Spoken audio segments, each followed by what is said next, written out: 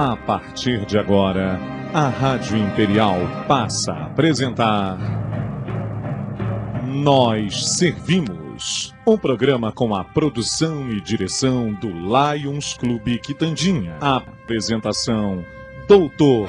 Paulo Magno.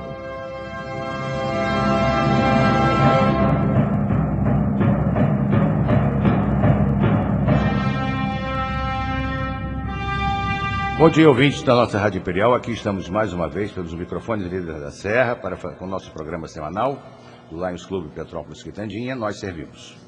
Bom dia, Darlan. Estamos aí sendo assistido hoje pelo técnico nota 10 da Rádio Imperial. E nosso entrevistado de hoje é o Dr. William Tanuri, médico oftalmologista, que vai nos falar também sobre, dando assim início à nossa campanha do glaucoma, que está iniciando neste mês de outubro, que vai culminar com os exames de glaucoma no dia 31 de outubro, na Clínica Tanuri, ali na Nelson de Saerp. Muito bem, bom dia, Dr. William Tanuri, sua apresentação, por favor, aos nossos ouvintes da nossa Rádio Imperial. Bom dia, Paulo, bom dia aí a todos os ouvintes da rádio, é sempre um prazer estar aqui, divulgando aí o nosso trabalho e prestigiando o serviço de excelência de vocês aí na rádio. Eu queria agradecer mais uma vez aí pela presença. A nossa campanha aí de glaucoma está sempre sendo um grande sucesso aí com a parceria do Lions Associada, e a nossa formação aqui como oftalmologista é fundamental aqui para orientar bem a população e explicar bem um pouquinho mais sobre isso aí, sobre o assunto. Muito bem. William, por que oftalmologia? Inspiração do pai que eu estou dizendo, do papai, Guilherme Tanuri. Oftalmo, ela foi parte do meu caminho aí a vida inteira, né? Até antes de eu começar a faculdade, a gente acaba tendo, sem dúvida, uma orientação e um direcionamento um pouco mais específico do pai que acaba trabalhando na profissão. Obviamente, se você não tiver a vocação e você não tiver apreço pela especialidade, você acaba não fazendo. E durante o período na faculdade eu tive a oportunidade de conhecer um pouquinho mais sobre a especialidade aí na minha graduação, e me interessou ainda mais, e foi inevitável, vamos dizer assim. É isso aí. Como que você vê a oftalmologia brasileira, William? Eu acho que a nossa oftalmologia está muito bem desenvolvida e está muito bem adequada ao padrão, vamos dizer assim, internacional. Hoje você tem aí no Brasil afora centros de referência que rivalizam, ou seja, são idênticos praticamente a centros de referência internacionais, sejam eles americanos, europeus. E a gente percebe hoje cada vez com mais frequência que você passa a ter centros de excelência não só espalhados aí nas grandes metrópoles, né, no Rio de Janeiro, São Paulo e outras capitais, mas como você tem visto hoje em dia cada vez mais centros de referência em cidades de médio porte, aí daqui a pouco até em pequenas. As pessoas estão migrando para essas cidades e trazendo serviços que é uma realidade que a gente não tinha, por exemplo, há 20 anos atrás, que o indivíduo ele tinha que, com alguma doença muito específica oftalmológica, ele tinha que, obviamente, migrar ou deslocar para a capital para procurar atendimento oftalmológico especializado. O que pode ser feito a respeito para aumentar ainda mais a qualidade da oftalmologia brasileira? Eu acho que a nossa área de pesquisa ainda é uma área que está engatinhando, ela está funcionando, mas a nossa área de pesquisa ela ainda é um pouco diferente da americana, que eu julgo até com uma referência que trabalha muito com a parte de pesquisa básica, apesar de que a gente tem evoluído, tem tido centros de referência bons. Eu fiz a minha especialização com o Dr. Marcos Ávila em Goiânia, e ele tem uma área de pesquisa lá básica que funciona muito bem. Eu tive a oportunidade não só de conhecer, mas de trabalhar lá. São Paulo tem bons centros de referência relacionados à área de pesquisa, então você não tem como adequar também a especialidade simplesmente botando o médico para trabalhar. Eu acho que a pesquisa, e principalmente a pesquisa básica, ela é fundamental para o aprimoramento do nosso conteúdo técnico no país. Certo. Quais os cuidados básicos que devemos ter com a saúde dos olhos? Acho que o mais importante aí é relacionado a, como qualquer outra especialidade médica, é a questão da prevenção. Existe uma série de doenças hoje no oftalmologia, seja a gente vai falar de glaucoma aí, mas a maioria delas hoje você com um tratamento intensivo, ou seja, e principalmente indo precocemente ao oftalmologista, você consegue detectá-la num estágio inicial e tratá-la a fim de evitar um dano irreversível até uma cegueira aí relacionada por esse tipo de doença. Então o que a gente recomenda sempre é que, independente do indivíduo ter sintoma ou não, que ele faça uma consulta periódica com o oftalmologista. É isso que eu ia perguntar realmente, com que frequência é recomendado fazer um exame ocular e qual a sua importância? Então, a nossa rotina hoje é recomendar qualquer paciente, independente da idade dele, que faça pelo menos uma consulta oftalmológica anual. Existem exames especializados, mas nada mais eficiente do que fazer a consulta regular, e o indivíduo num exame oftalmológico regular ele é capaz de diagnosticar a grande maioria das doenças, capazes de você prevenir danos irreversíveis ou a cegueira aí, como a gente estava falando. E em bebês e crianças nós também devemos assim proceder? Sem dúvida, até porque existem doenças relacionadas, existem doenças que podem acometer tanto o recém-nato quanto as crianças, entendeu? E a questão, por exemplo, de graus, de óculos ou falta de grau na criança, ela tem repercussão diferente do que no adulto e pode acarretar inclusive dano. Então é fundamental a criança, quando nascer, fazer um exame oftalmológico, principalmente o fundo de olho, que é importante para diagnosticar uma série de doenças que acometem essa faixa etária. E na criança o exame de rotina mesmo é padrão, como a gente recomendou aí uma vez por ano. Certo. Quais são os principais casos da doença da visão que causam cegueira? A gente sabe que a principal causa de cegueira reversível, ou seja, capaz de ser prevenida, capaz de ser tratada no nosso país, é a catarata, que é praticamente a doença mais comum que a gente vê na terceira idade ou no idoso, né? E existem outras doenças que você pode tratar a fim de prevenir, apesar de causarem cegueira irreversível. O idoso é uma faixa de risco aí sempre, por causa de dois grandes problemas associados aí além da catarata, ou seja, o glaucoma, a pressão alta nos olhos, e a degeneração macular relacionada à idade, que é uma alteração da retina, que é extremamente comum e hoje é considerada... É isso que eu ia dizer. É interessante como hoje essa degeneração da mácula, isso está aumentando os casos. Não se ouvia falar nisso e hoje se ouve falar com frequência disso. Fala-se muito sobre isso hoje, Paulo, porque a degeneração macular ela tem sido mais divulgada e você tem alguns tratamentos relacionados hoje, e a nossa população está aumentando a expectativa de vida, ou seja, a nossa população está envelhecendo mais. Com o envelhecimento dela, obviamente, a incidência desse tipo de doença aumentou aí na nossa população. Uhum. Em Petrópolis, qual a incidência em números de doenças como essas? A gente não tem estatística precisa na cidade. Existem estudos falando sobre a prevalência de doenças como essa na nossa população, por exemplo, como o glaucoma, e fala-se em torno no Brasil de 0,5% a 1% na maioria dos estudos, ok? E mostrando que em regiões mais desenvolvidas, como a região sudeste, o sul, por exemplo, a prevalência dessas doenças é um pouquinho mais alta, caindo mais até por 1%. A catarata é difícil de medir, e a degeneração macular ainda tem poucos estudos aí na população relacionando tanto a incidência quanto a prevalência da doença. William, qual a doença que mais atinge a visão?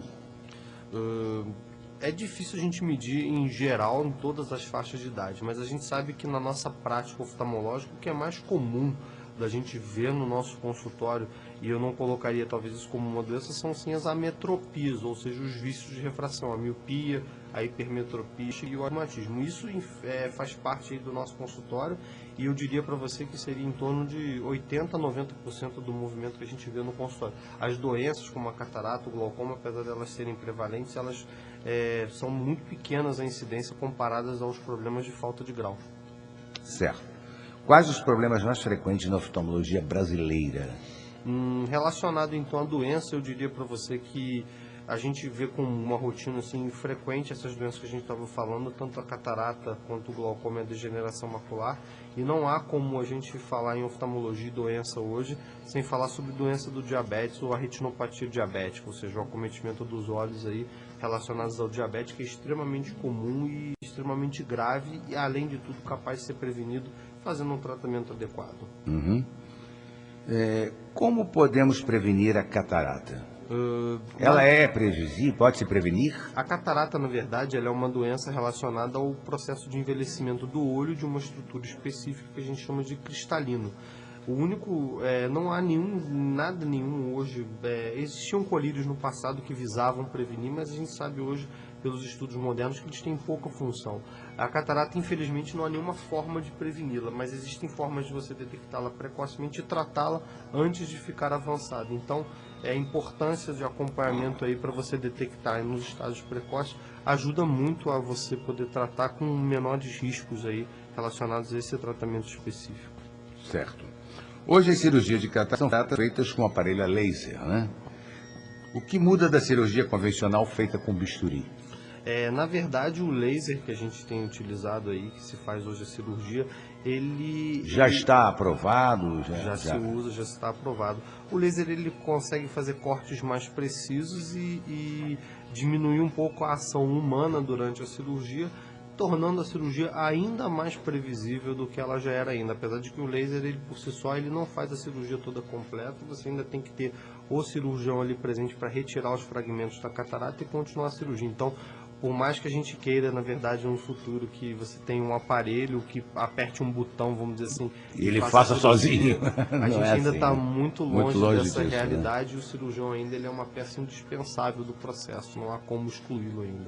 Ouve-se falar muito do cristalino. O cristalino importado é melhor do que o nacional. Realmente isso existe ou isso é conversa? A gente tem hoje lentes, o que o pessoal mencionei como o cristal, na verdade, né, que elas têm uma qualidade de visão superior às lentes mais antigas, o pessoal chama aí as lentes nacionais, e as lentes mais modernas que a gente tem à disposição, elas conseguem reduzir muito o grau do indivíduo. E em casos muito selecionados, a gente consegue fazer até a redução total do grau, tanto para longe quanto para perto. A gente tem uma gama de lentes aí muito grande hoje disponíveis no mercado, fora do rol nacional aí nosso, que funcionam bastante bem e em casos bem selecionados. Então a gente, além de tudo, ter uma cirurgia hoje que a gente pode tratar a catarata, a gente consegue ir no resultado refrativo, ou seja, uma redução desse grau aí. É por isso que muitas pessoas, né, quando fazem a cirurgia, voltam a enxergar melhor, né?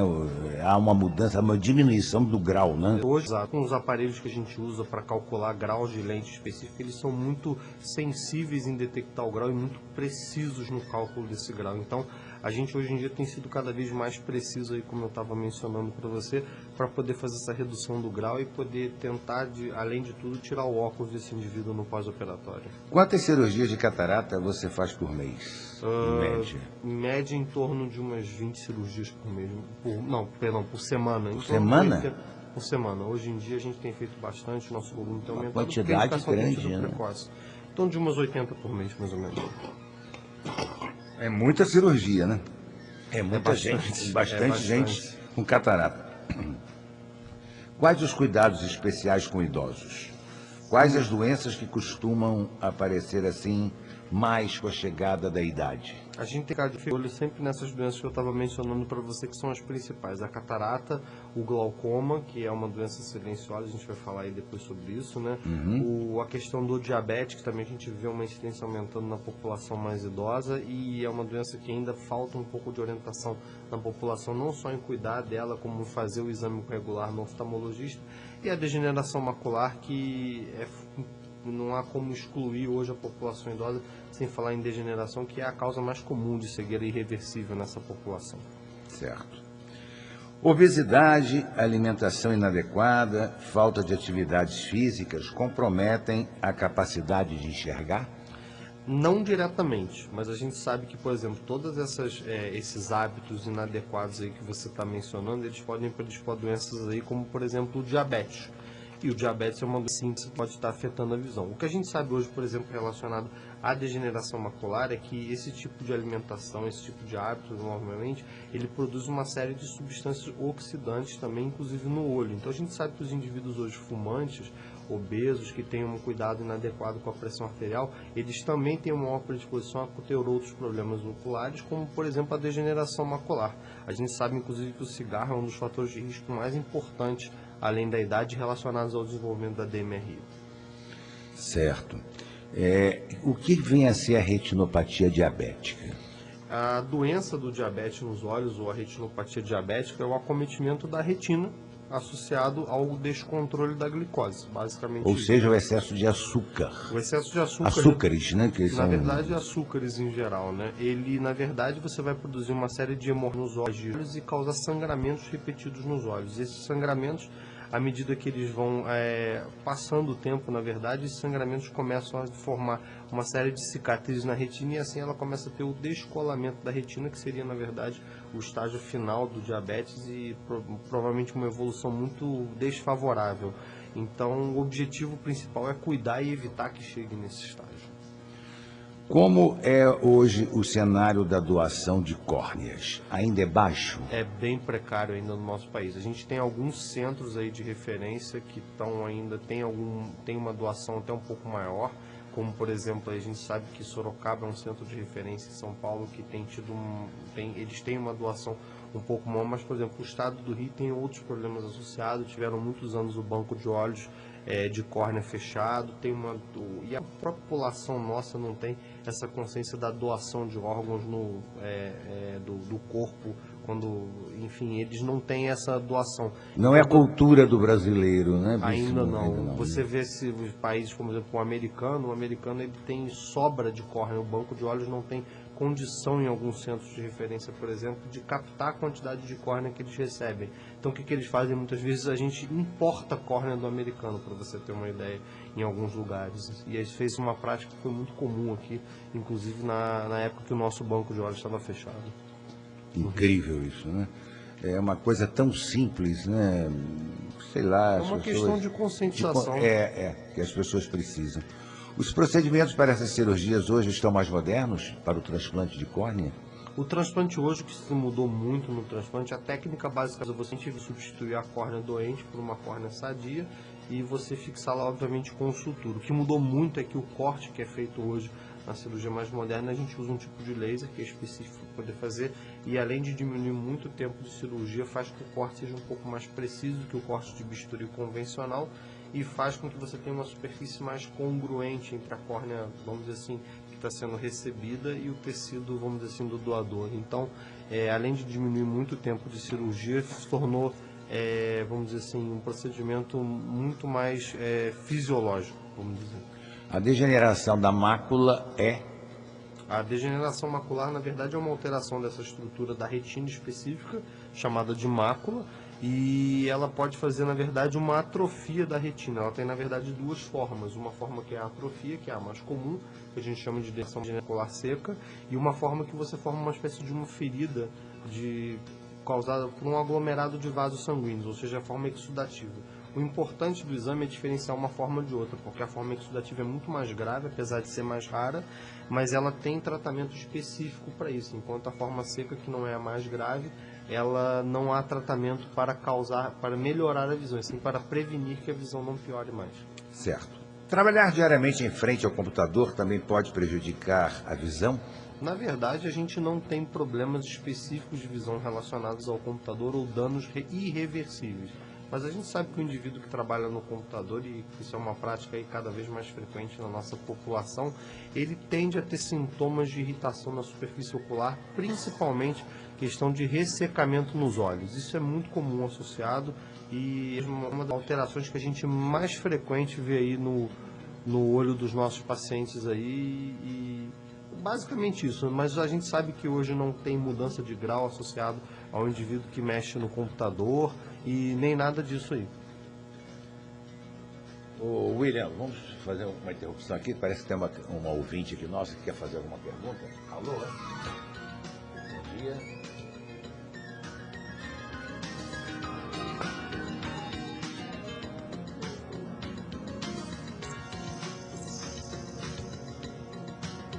Sim, sim.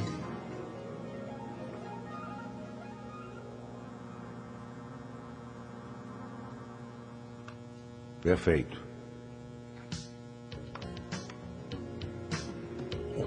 Um momento só. Seu nome é? Dona Luísa, né? Um momento só, Dona Luísa. Ô, William, a Dona Luísa está nos perguntando que ela é doadora, ela já está inscrita no programa de doação de córneas. Ela foi uma das primeiras ali do edifício Gélia a fazer essa inscrição. Ela disse que tem 4,5 e 5, né? 4,5 e 3,5 de grau. Se isso é algum empecilho para a doação, não? De modo algum. O fato ele está respondendo a senhora. Já está ouvindo, Dona Luísa? Então, ok. Muito obrigado pela sua participação. Ele vai responder a senhora. Obrigado. respondendo aí a pergunta da Luísa, é que o fato dela ter grau ou não, exceto em graus extremamente altos, que não é o caso dela, não influencia em modo algum no transplante. A gente vê em outros parâmetros de qualidade da córnea sem ser o grau para poder decidir isso aí, isso de modo algum no processo de captação e doação dela. Aproveitando aí esse intervalozinho, a Marilene da Rua Tereza mandou aí um beijo e agradece ao Dr. Tanuri pela cirurgia realizada na clínica. E a Olívia Venda também mandou um abraço e parabenizando pela entrevista e disse que está ligada na rádio. Aí, Olívia, muito bem, obrigado pela sua participação. William, como podemos evitar esse problema da televisão e do computador? O que se fala muito hoje é o tratamento principal para esse sintoma de ressecamento induzido pelo computador é o uso de colírios lubrificantes que vão trabalhar e, vamos dizer assim, manusear esses sintomas aí do olho seco relacionado. Isso precisa prescrição médica, esses colírios, ou são colírios estéreis? Esses colírios podem ser comprados sem prescrição, mas o importante é o indivíduo sempre procurar o oftalmologista, porque o sintoma dele pode estar sendo de alguma outra doença escondida, né? Ressecamento relacionado ao uso do eletrônico, e a gente aí não está descobrindo adequadamente. Então, apesar de você sim ter algum acesso e conseguir comprar na farmácia esses colírios, muitas vezes aí sem prescrição, a gente sempre recomenda que na dúvida faça o exame oftalmológico. Que aliás é o que deve sempre ser feito, né? Na dúvida a gente deve recorrer sempre aos médicos especialistas em qualquer situação, em qualquer problema de saúde, porque realmente o brasileiro tem mania de se autorreceitar, né? E depois quebra a cara, né? Como você é um problema disse, sério, né? É um pouco cultural. É um pouco cultural. Vamos fazer um intervalozinho aí no instantinho e daqui a pouco a gente volta para a segunda parte do nosso programa. Imperial Petrópolis. Imperial AM 1550. Veio de prédios pra mudar a sorte de sua norte desse estado lindo. Alô, você da região serrana, quer ganhar R$400 mil?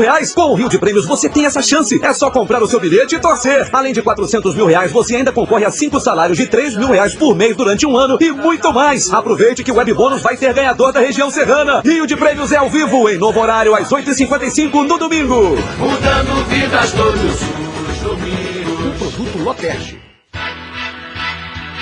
Todo mundo tem certinho seu lugar, seu marido favorito. Mesma coisa com café, tem que ser o favorito. Carrego 3 luzes de fato, pro dia ficar bonito. Favorito, favorito, pro dia ficar bonito. Disque Denúncia Petrópolis, em que posso ajudar? É isso mesmo. O Disque Denúncia chegou a Petrópolis. Essa é uma poderosa ferramenta de combate ao crime a serviço da cidade imperial. Você pode denunciar casos de violência, roubo, tráfico, crimes ambientais e muitos outros. O sigilo da ligação é garantido. Nada é gravado e nem rastreado. Funciona 24 horas, 7 dias por semana, com custo de ligação local. Você não precisa se identificar, só denunciar. Disque Denúncia 0300 253 1177. E atenção para as ofertas do Armazém do Grão. Contra filé friboi reserva peça ou pedaço quilo R$ 23,90. Alcatra com maminha friboi reserva quilo R$ 21,90. Linguiça de pernil quilo R$ 9,90. Refrigerante Coca-Cola tradicional 250 ml R$ 4,99. Feijão preto fantástico pacote de 1 kg R$ 3,29. Farinha de trigo tipo 1 Boa Sorte especial pacote de 1 kg R$ 2,19. Cerveja Itaipava Pilsen lata 350 ml R$ 1,89. Nas compras acima de R$ 100, pague em 2 vezes sem juros no seu Mastercard. Lojas no Centro, Valparaíso, Bom Sucesso, Bairro Castrioto e Capela. Armazém do Grão.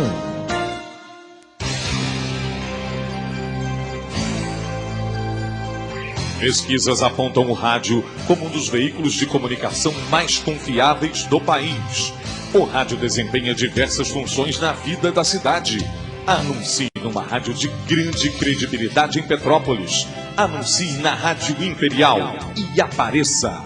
Acesse www.radioimperialam.com.br ou ligue 2237-6161. Rádio Imperial, crescendo com você.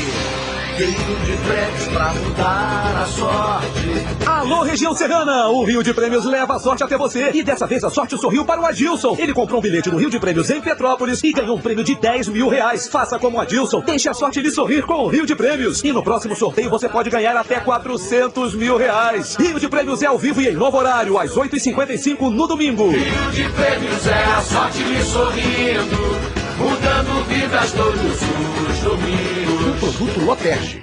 O Denis falou a primeira palavra, blá blá blá. Mas eu não falo, blá blá blá. Mavis e Johnny estão esperando um monstrinho. Certeza que ele é vampiro? Esse bichinho é humano. E isso não é o mais assustador.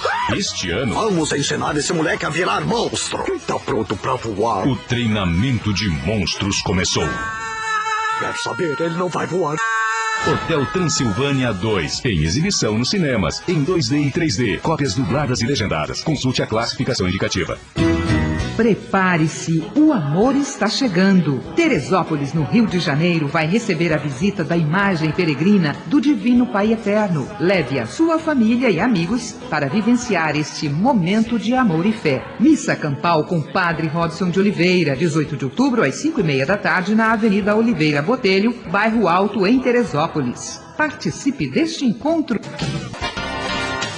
Imperial.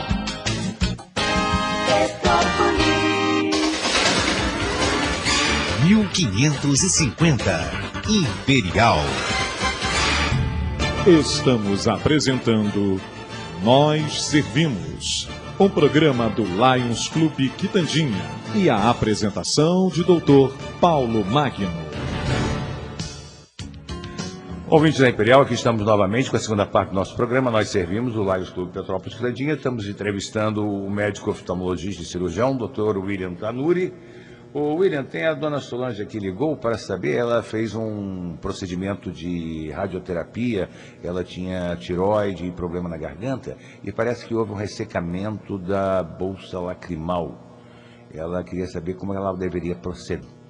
O que eu recomendaria a Solange, a gente vê uma associação muito grande entre a questão da radiação, e ainda mais se ela fez na região de cabeça, aí, como ela está descrevendo, e ela dá uma avaliada pela questão de uma possível obstrução do canal lacrimal, e muitas vezes aí uma necessidade de desobstrução, seja com uma sondagem, que é um procedimento mais simples, e num caso mais extremo até com uma possibilidade de cirurgia. Mas seria importante verificar se realmente há essa questão da obstrução, e no acompanhamento a gente teria como saber isso. Então, dona Solange, é só procurar lá o Dr. William lá na clínica e ele vai lhe dar uma solução melhor.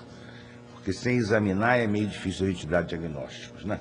A dona Lourdes também ligou, ela disse que ela tem um tremor na vista, e se isso poderia ser prenúncio de uma catarata. Eu falaria para ela que provavelmente não. A gente sabe que o principal sintoma, e muitas vezes o único associado aí com a questão da catarata, é a taxa de visão. Então pode ter outra causa, tem uma série de outras causas que poderiam justificar isso, mas a gente sabe que a catarata começa e termina, obviamente, com piora da visão. Então eu acho pouco provável de estar relacionado ao início da catarata isso. William, qual é a importância da campanha do glaucoma que os clubes de Lions de Petrópolis realizam em parceria com a clínica de vocês? A questão da campanha, Paulo, basicamente é conscientizar a população de que existe uma doença que tem uma prevalência extremamente relevante na nossa população, como a gente estava falando, em torno de 1%, né? E uma doença de aparecimento... O que é o glaucoma? Que tanto se fala nisso? O glaucoma, a gente sabe hoje que é o aumento da pressão nos olhos, ou seja, e o tratamento, e o curso natural da doença, caso não seja tratado, é a perda progressiva de visão e que resulta em cegueira. Então é importantíssimo a gente saber diagnosticar uma doença, procurar o atendimento de uma doença de uma prevalência relevante e que o curso natural dela é evoluir para a cegueira. E o mais importante é que é uma doença com pouca ou nenhuma manifestação. O aumento da pressão muitas vezes sequer dá sintoma de dor ou irritação nos olhos. Você só descobre isso no exame regular. E eu acho que essas campanhas, o maior objetivo, na verdade, é você pegar um indivíduo que nunca fez o exame, que não sente absolutamente nada, e mostrar, olha só, olha como é que a sua pressão está alta aqui. E assim ele poder começar a tratar o problema e prevenir uma coisa que é seríssima, que é a perda da visão. Quais são os sintomas do glaucoma? É como eu estava lhe dizendo, o glaucoma raramente dá sintoma. A grande maioria dos Ele é assintomático, não é tem silencioso, sintoma, né? É silencioso, e quando a visão começa a se deteriorar, começa a perder, o indivíduo já está num estágio bastante avançado, e aí o tratamento é um pouco mais, ele é bem mais, ineficaz em relação ao tratamento no estágio inicial. Então a gente tem que tentar tratar isso aí antes, e o único jeito realmente é fazendo um acompanhamento regular aí com o oftalmologista. Por que ocorre esse aumento da pressão dentro da câmara anterior do olho? A gente não sabe ainda a causa perfeita aí por que está acontecendo, mas nós sabemos hoje que o trabéculo, que na verdade é o ralo do olho, né? Esse trabéculo no indivíduo portador de glaucoma, o glaucoma primário de ângulo aberto, é um trabéculo que já está um pouco entupido, ele já nasceu doente. A gente não sabe ainda como desobstruí-lo, a gente sabe como usar drogas que vão melhorar o escoamento do humor aquoso, do líquido que dá a pressão para fora do olho, mas a gente ainda não sabe a causa, ainda porque esse trabéculo, ele está, vamos dizer assim, porque o nosso ralo, literalmente, do olho está entupido. Certo. Existe algum programa ou centro de atenção e referência direcionados a essa especialidade? Como a população pode ter conhecimento disso? Eu acho que a melhor forma da população estar conscientizada disso é da parte médica e dos serviços associados à médica, aí, como o próprio Lions faz muito bem, melhorarem o processo de divulgação e conscientização da população. Então a população só vai se conscientizar quando a mídia, quando os próprios médicos e quando as sociedades relacionadas aos serviços médicos divulgarem isso melhor e mostrarem para a população que está ali. Então hoje se tem cuidados com doenças como hipertensão, diabetes e programas específicos, porque são doenças extremamente prevalentes na população. O glaucoma tem a sua prevalência, obviamente menor que essas doenças, mas merece uma atenção, basicamente porque o tratamento é capaz de prevenir a cegueira. Então eu acho que a divulgação, não há outro meio melhor do que divulgar para você poder orientar melhor essa nossa população que não tem a obrigação de saber sobre isso. Como é feito o diagnóstico do glaucoma? O exame, basicamente o exame oftalmológico, ele é suficiente em 90% dos casos para você poder dizer que esse indivíduo é portador de glaucoma, fazendo um exame de fundo de olho, isso a gente faz na consulta habitual, e a medida da pressão nos olhos, que é fundamental para você detectar se ela está alta ou não. Isso a gente consegue fazer no consultório sem exame especializado nenhum. Certo. Quer dizer, não é nenhum bicho de 7 cabeças, é um exame rápido, né? De modo algum, muito pelo contrário. Como é realizado o tratamento do glaucoma? Você tem dois tipos de tratamento, na verdade. O tratamento principal é clínico, ou seja, com o uso de colírios que baixam a pressão nos olhos. Você tem hoje no mercado aí uma gama assim, muito variada de colírios com suas diversas unidades, tá? E em extremos, obviamente, como a gente estava falando, em casos que tem uma má resposta ao tratamento, a gente pode até lançar mão das cirurgias, e tem uma série hoje também de cirurgias à disposição. Mas é sempre bom lembrar ao ouvinte ou ao nosso paciente aí que a cirurgia, ela é como um tratamento de exclusão, a gente só utiliza ela quando o colírio no último caso mesmo, né? Exato, é o último caso. Então, esses colírios são de fácil acesso, são caros também, né? Os colírios mais modernos têm um custo, sim, adicional alto, mas a gente tem alguns colírios mais antigos no mercado que têm boa eficácia, funcionam bem para tratar, e você tem custo até bastante acessível para o paciente poder utilizar. Então é possível, sim. Os colírios mais modernos, eles têm um efeito para baixar a pressão, obviamente, mais eficaz, e uma posologia mais fácil de ser usada, normalmente são em torno de uma vez ao dia. Então eles são mais práticos, um pouquinho mais eficientes, mas os antigos ainda são usados e funcionam bem, e se o paciente não tiver condição, ele pode utilizar isso aí sem ter prejuízo à visão dele ou ao tratamento dele. Certo. Esses colírios não são não estão à disposição do SUS, não, né? O SUS parece que hoje, via Secretaria do Estado, ele está disponibilizando uma determinada cota desses colírios. Eu não saberia te dizer precisamente como que é feito esse processo, mas ele oferece sim o tratamento de glaucoma ao paciente. A Secretaria parece que compra os colírios, sim, mas ele tem uma cota para cada município. Eu não saberia dizer especificamente qual é esse número, mas o SUS tem providenciado, sim, sabendo que a nossa população carente tem um pouco menos de condição de adquirir o que é mais de moderno, né? Para o paciente que se submete à cirurgia, qual o tempo médio de recuperação? da cirurgia de catarata. De glaucoma. Glaucoma. Numa cirurgia de glaucoma, a gente sabe que em torno de 15 dias o indivíduo tende a ter uma cicatrização bastante boa, mas a cirurgia, no processo da cirurgia, na verdade, é feita uma comunicação entre o interior e o exterior do olho. Cria-se um túnel, uma fístula, que é o que a gente chama. E essa fístula, em teoria, ela vai durar para o resto da vida. Então esse indivíduo, mesmo depois dos 15 dias, ele vai ter que sempre acompanhar regularmente com o oftalmologista para verificar se esse túnel continua aberto ou se ele cicatrizou e fechou. Certo. Mas em torno de 15 dias a inflamação costuma ceder e a pessoa pode fazer qualquer coisa, pode dirigir carro, pode fazer tudo após a cirurgia? Há uma recuperação? Sim, nesse período inicial da cirurgia, o repouso é mandatório, os cuidados com o uso dos colírios específicos no pós-operatório de anti-inflamatório, de antibióticos são importantíssimos, né? Mas depois que a cicatrização ocorre, esse indivíduo pode voltar às suas atividades, tanto de laborativas aí, como de lazer, e ter uma vida praticamente normal. Muita gente não sabe, mas tem crianças que podem nascer com glaucoma. Petrópolis tem incidência nesse grupo de risco? É extremamente raro o glaucoma congênito, talvez das doenças no recém-nato ela seja a mais rara e associada, muito menos comum do que a catarata congênita, a retinopatia da prematuridade, mas ela existe sim. A gente vê com uma frequência muito, muito pequena e que a gente tem esse caso, talvez em um caso a cada ano, provavelmente. A gente tem que tomar muito cuidado, porque o glaucoma na criança, por outro lado, ele é extremamente grave, ele é sintomático e tem que ser tratado na primeira semana de vida, normalmente com cirurgia, não há colírio que seja eficaz para o paciente com glaucoma congênito. Então é uma condição totalmente que, apesar de ser rara, merece uma atenção mais muito especial, mais especial do que no caso convencional do glaucoma devido à gravidade. Certo. É verdade que quem tem glaucoma precisa utilizar colírios específicos para o resto da vida? Na grande maioria dos casos, sim, porque a gente não trabalha... A doença não reverte com o colírio? Não, o colírio ele vai tratar, na verdade, uma consequência daquela história que a gente estava falando no ralo do trabéculo que está entupido, ou seja, o problema é uma disfunção anatômica do olho que causa um aumento de pressão, então a gente não consegue vai manter a pressão num nível que não evolua tanto a doença, seria isso? A gente chama hoje de pressão-alvo, que é a pressão que não causa progressão de dano no paciente. Perfeito. Toda escavação no fundo do olho é considerada um glaucoma?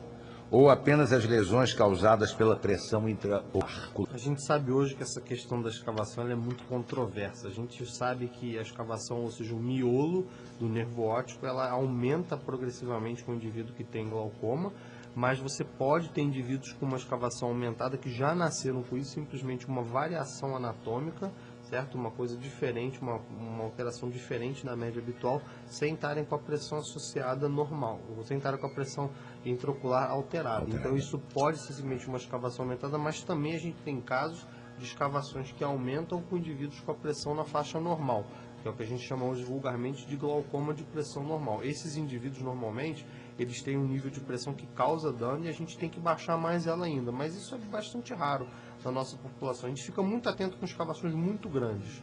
Então isso é o que faz a gente muitas vezes procurar assim, mas toda escavação aumentada merece também um acompanhamento como se fosse um caso de glaucoma suspeito, independente dessa pressão estar alta ou não no dia da consulta.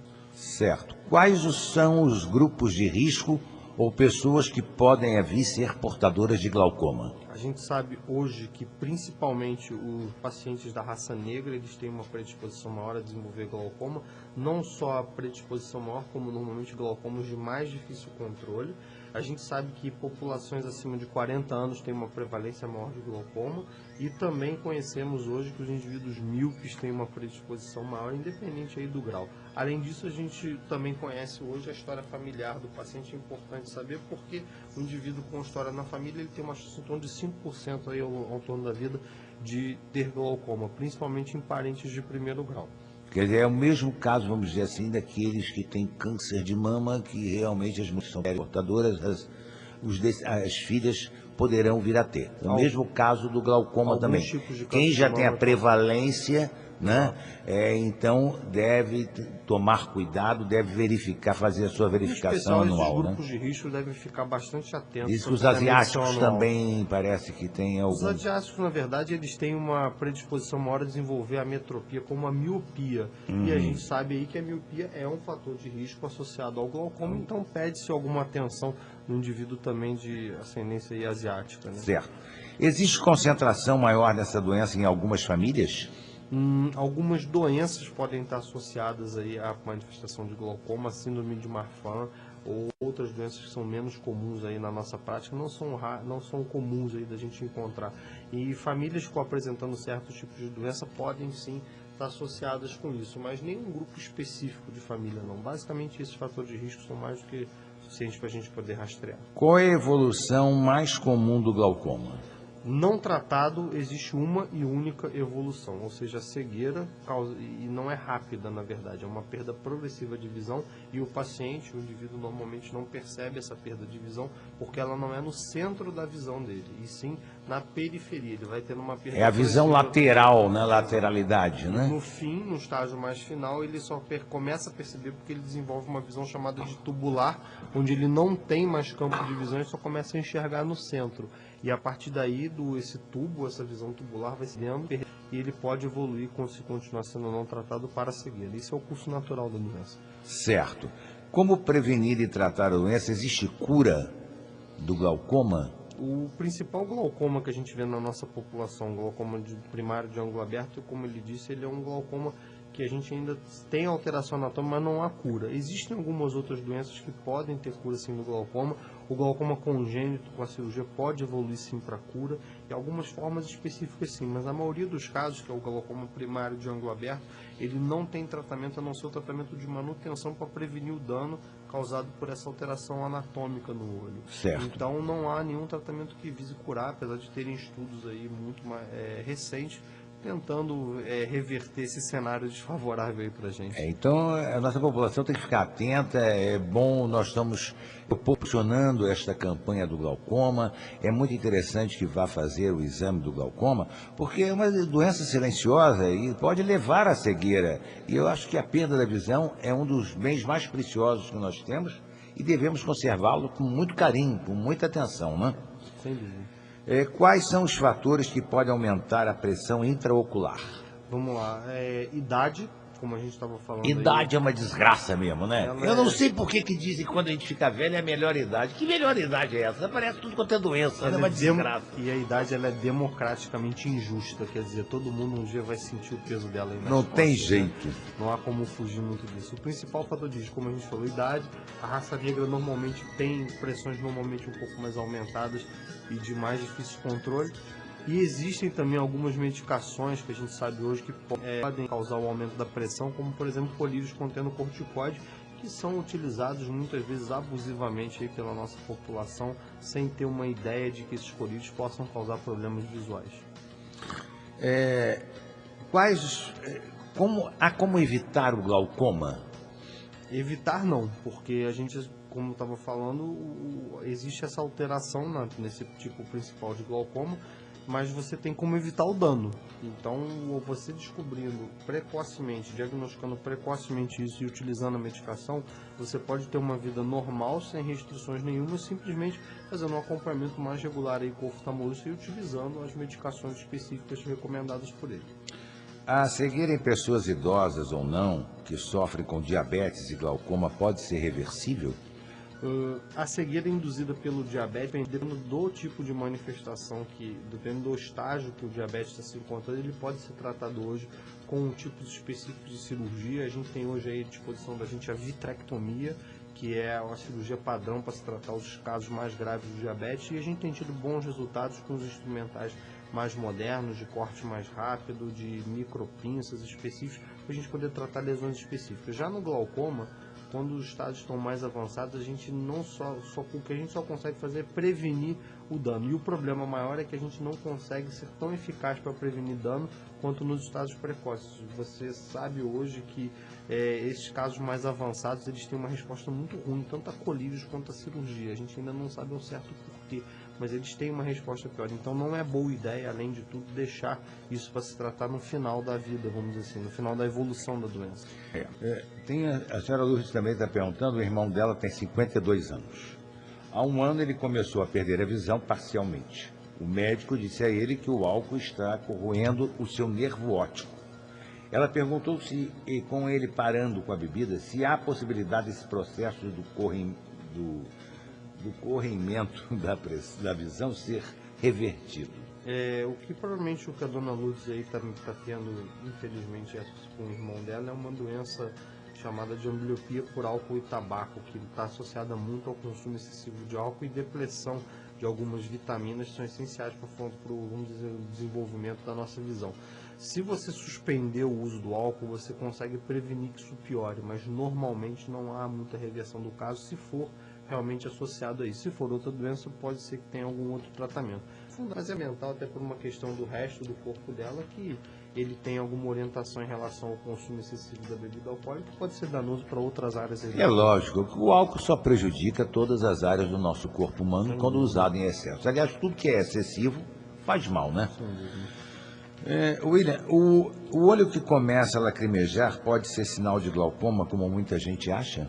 De modo algum. Como eu lhe falei, assim, você normalmente os sintomas são muito pouco presentes aí no caso de glaucoma, e o aumento da pressão não costuma causar sintomas de irritação e dor no olho, como muita gente está associando, assim, eu tenho dor no olho, então provavelmente eu tenho problema de pressão alta. Muito pelo contrário, provavelmente o lacrimejamento está associado a outro tipo de doença e merece ser investigado por uma determinada causa específica. Muitas pessoas têm um problema do canal lacrimal entupido, né? E isso pode ser uma causa aí que está associada a esse tipo de sintoma. É possível ter glaucoma e manter a visão normal por anos, desde que o indivíduo faça o tratamento adequado e visite periodicamente o seu oftalmologista. Você acha que os médicos estão preparados para fazer o diagnóstico nas fases iniciais da doença? Sem dúvida. Hoje, como eu lhe disse previamente, aí, o exame oftalmológico ele é mais do que suficiente para diagnosticar, e nos casos suspeitos que a gente tem pressões limítrofes, escavações, vamos dizer assim, suspeitas, porém não diagnósticos, nós temos hoje alguns exames que nos ajudam muito a rastrear glaucomas nesses pacientes que a gente coloca, vamos dizer assim, o diagnóstico em cima do muro, a gente não consegue dizer. Então as nossas ferramentas diagnósticas são boas para poder diagnosticar, tanto no estágio precoce quanto no estágio tardio. E a gente tem, nos casos suspeitos, que o exame oftalmológico ele não é tão eficaz para detectar a esses exames aí mais modernos que a gente pode descobrir o caso mais precoce. Vocês atendem na clínica ali na rua Ipiranga, não é isso? A clínica lá. Mas os nossos exames de glaucoma serão aqui na Nelson de Saerpe. Isso. É bom orientar bem a população, porque a campanha do glaucoma vai ser desenvolvida aqui na rua Nelson de Saerpe, esquina com Miguel Detzi. E próximo, vamos dizer assim, quase em frente à Empada Brasil. Né? Isso. Então, vamos fazer. Eu já estou fazendo uma propaganda aqui da Empada Brasil, depois vou lá almoçar de graça. Né? Vamos para o jogo rápido aí, Darlan. Jogo rápido. Devemos visitar um oftalmologista uma vez por ano. Uma vez por ano. Ao sentirmos qualquer problema de visão, devemos procurar o oftalmologista. William Tanuri, oftalmologista, Como eu vou dizer isso? É parte da minha vida, vamos dizer. Ser filho do Dr. Guilherme Tanuri uma responsabilidade muito grande e uma honra. A campanha do glaucoma promovida pelos Lions Clubes de Petrópolis em parceria com a Clínica de Olhos Dr. Tanuri é fundamental. Então, meus amigos ouvintes, nós estamos chegando ao final da nossa entrevista com o William Tanuri, médico oftalmologista. Falamos aqui sobre diversos problemas oftalmológicos e nós devemos conscientizar a nossa população da importância da sua visita ao oftalmologista pelo menos uma vez por ano. E nós estamos oferecendo esta oportunidade através da campanha do glaucoma, que vai se desenvolver das 8 horas da manhã até as 13 horas, no dia 31 de outubro, na clínica Dr. Tanuri, ali na filial, na rua Nelson de Saerpe, esquina com Miguel Detzi. Então vamos chegar lá, é por ordem de chegada, cada um que chegar vai ser atendido, todo mundo vai ser atendido, não vai ficar ninguém sem ser atendido. Nós temos, o Dr. Tanuri está disponibilizando o corpo clínico dele para que possam ser feitos esses exames, todo o seu aparelhamento. É uma clínica de renome, é uma clínica de reputação ilibada, portanto, os exames que serão feitos conscientemente. Nós estamos dando início à nossa campanha do glaucoma, que o Lions Clube promove todo ano. Os Lions têm a preocupação com a visão acima de tudo.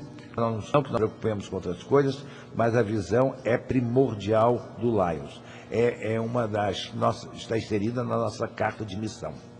Portanto, nós estamos oferecendo à população petropolitana a oportunidade desses exames inteiramente de graça. É grátis, é 0,800, não paga nada. Então não tem problema nenhum, não tem nada que possa dizer, eu não posso ir porque não tenho dinheiro para pagar. Não vai pagar nada, é de graça. Portanto, nós estamos divulgando já no dia 31 de outubro. Cai num sábado, portanto, a parte da manhã, de 8 até às 13 horas, é tempo suficiente, nós vamos atender a quem lá comparecer. Eu já fiz ano passado. Você fez ano passado, fiz ano retrasado. Não interessa, faz de novo, porque a gente não sabe se neste ano você adquiriu o glaucoma. Ela é uma doença silenciosa. Vai dizer, ela estou aqui. Não é assim. Não é uma dor de barriga, ela não aparece como uma dor. Ela aparece em silêncio. Quando você vê, você já não está mais enxergando. Ela começa, como o Dr. William explicou, você perdendo a sua visão lateral, então você não percebe muito essa doença silenciosa. Então é importante que a comunidade petropolitana vá fazer esse exame, que não tem problema, no centro da cidade. Quer dizer, não tem problema nenhum, todas as facilidades estão colocadas à disposição. Nós gostaríamos também de comunicar à comunidade da Ciméria que no posto de saúde da Ciméria, está colocada uma biblioteca, uma mini biblioteca. É o projeto Prazer em Ler, que os Lions estão desenvolvendo na nossa cidade. Em alguns pontos de nossa cidade estarão estantes com livros. A pessoa chega, pega o livro, gostou do livro? Preenche a fichinha que está no livro, leva o livro para casa, lê o livro, depois chega lá e devolve o livro para que outra pessoa possa ter a oportunidade de ler. Vamos cuidar do livro com carinho, porque ele não é só seu, ele vai servir a outras pessoas também. Então, vai trocando o livro, vamos criar o hábito de ler, que ler tem que ser um prazer, né? E nós estamos oferecendo isso. O primeiro já está colocado lá no posto de saúde da Ciméria. A nossa comunidade da Ciméria já está sendo atendida por esses livros. Depois que todos forem lidos lá, bastante, a gente troca os livros por outros. Nós vamos fazendo um intercâmbio de livros com outros pontos que serão colocados também na cidade. Estão participando deste programa, por enquanto, o Lions Clube Petrópolis Quitandinha, que fez a sua primeira inserção lá na Ciméria, e também brevemente estará participando também o Lions Clube Petrópolis Centro. Creio que Itaipava também deverá fazê-lo. Mas já estamos colocando isso à disposição da nossa população. Nós gostaríamos de agradecer alguma coisa, Dana? O endereço? É na rua Dr. Nelson de Saerte, antiga rua João Pessoa, na esquina da Miguel Détz. Né? Ela ouviu? Então ali ela será atendida tranquilamente no dia 31 de outubro, a partir das 8 horas. Doutor William, os nossos microfones para a sua despedida e as suas palavras finais. Quero antes agradecer a sua participação aqui, levanta cedo já a semana inteira, se disponibilizou num sábado de vir aqui, mas é importante que a nossa população tenha conhecimento desses problemas da visão e principalmente da nossa campanha do glaucoma, que com tanto carinho o seu pai sempre disponibilizou a clínica para que nós pudéssemos fazê-la em parceria. Sem dúvida aí, Paulo, agradecer a você aí pelo convite, é sempre um prazer aí poder ajudá-lo, ao Lions, que sempre foi um parceiro aí importantíssimo nosso, e agradecer aí o ouvinte por estar com o ouvido aí atento no sábado, prestando atenção sobre glaucoma, catarata e outras doenças aí, e sempre lembrar que é como a gente estava falando, a divulgação e a conscientização da população que não tem, infelizmente, conhecimento sobre saber sobre esses assuntos técnicos é fundamental para que ela vá com mais frequência fazer o exame e tenha mais consciência da necessidade de um exame preventivo, mesmo sem estar sentindo nada. O mais importante na nossa profissão é a prevenção, você poder detectar doenças em estágio inicial e preveni-las antes que causem algum dano, e não tratar o dano quando ele está instalado já de uma vez. Exatamente. Muito obrigado, doutor William Tanuri, por esta oportunidade, por esclarecer aos nossos ouvintes aí da Rádio Imperial. Essa é a nossa missão, a rádio é uma rádio de prestação de serviços e nós queremos que com isso, tanto a rádio quanto o nosso Lions Club Petrópolis Quitandinha está cumprindo com a sua missão de levar prestação de serviços à nossa comunidade. Muito obrigado aos nossos ouvintes da Rádio Imperial. Vem aí o Plantão Imperial com o Joênis hoje. Hoje ele trabalhou, né? Ele vai trabalhar também, né? Ainda bem. Vem depois o Jorge Luiz com o show do Roberto às 11h30. Obrigado, Darlan, obrigado a todos os ouvintes e até sábado que vem, quando estaremos com mais uma entrevista no nosso programa Nós Servimos.